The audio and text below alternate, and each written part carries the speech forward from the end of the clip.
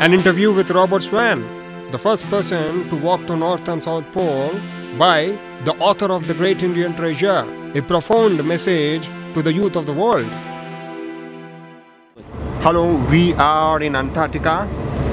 Behind us there is a scenic, majestic place, and I'm with Sir Robert Swan, who is the first person to go to North and South Pole. So it's an amazing feeling to take interview of Robert Swan, sir. So I have few questions. I think that these questions in large will help youth of the world.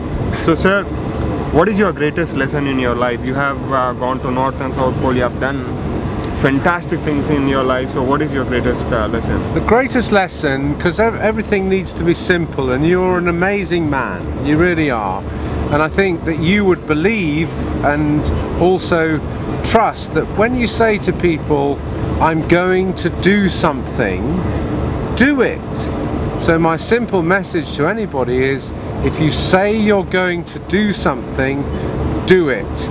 Because if you don't, people will not take you seriously. Okay, thank you very much, sir. And second question is, what is one value which you strongly believe in? I think that in our world we trust people more and more less. We're losing trust, and I think a very, very important value is first to trust yourself, which I know you trust yourself. If you don't trust yourself, who's going to trust you? So trust yourself and other people will trust you. Build trust, because we're losing it in our world. Thank you so much, sir. What is one habit which you believe in strongly? One habit which each and every day you do, and which brought you to such great position you are in? I think that before you speak to people, don't just allow your mouth to go blah blah blah blah blah, but think about what you're going to say before you speak.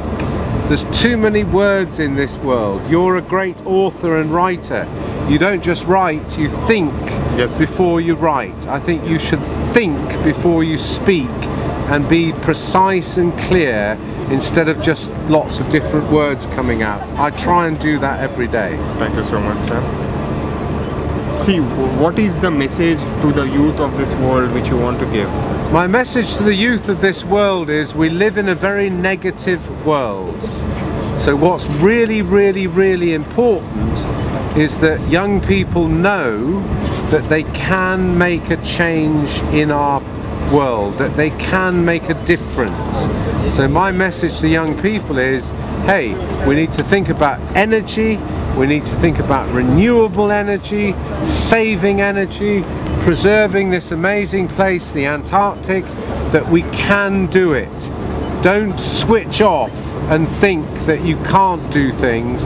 And my message to young people in India is very simple. Do not import the unhappiness of the West. Do not think that by consuming things it's going to make you happy. It won't. So remember who you are. Remember that you come from India, and India has fantastic things. The West has some pretty good things too, but don't just follow the West. Don't just look at your mobile phone and say, that's how I must be. Remember who you are. Sir, tell me more about South Pole Energy Challenge, which you are doing at this age. It is very tough to do it, but you have taken that as a challenge. Why you are doing this one? Well, Antarctica, as you've seen, is melting. Climate change is happening. My effort is to go back to the South Pole on foot with my son Barney and make a 600-mile journey, only surviving on renewable energy. And this is a tough place. We're just going past a huge iceberg here. You know, we can, if we can survive out there only on renewable energy, then people back at home possibly can do more by using renewable energy, saving energy. It's an inspiration, we hope, but it's down to people like you to be telling people that we're actually making that journey and that maybe people can make a change. Sir, I mean, these days you see there is negativity everywhere, Yeah. and if you see in the media also, there is so much of negativity which is being emanated. So what is the reason for your optimism? My reason for my optimism is that when you walk to both poles, you know that basically to be positive is the only way you can stay alive. So to be positive on our planet is the only way we're going to survive. If everybody's negative, nothing's going to happen. We've got to be positive, and we owe that to young people who are growing up to be positive, because the only way to stay alive is to be positive. If you're negative, it isn't going to happen. And I believe that the life challenges are less than this Antarctic harsh weather. I mean, what you have gone through. What inspires you to continue even at this age?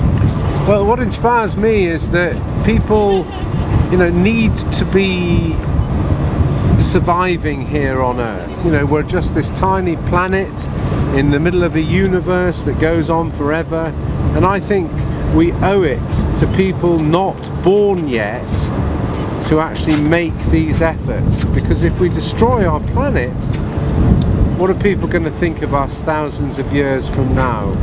We have a great life, we owe it to the future to give them a good life.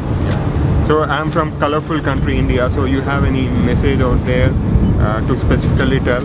Yeah, you have to talk, but any message specifically? I just think, to young people in India, be hopeful, be positive, get a great job, change the world, do your best. So this is us from Antarctica, message end.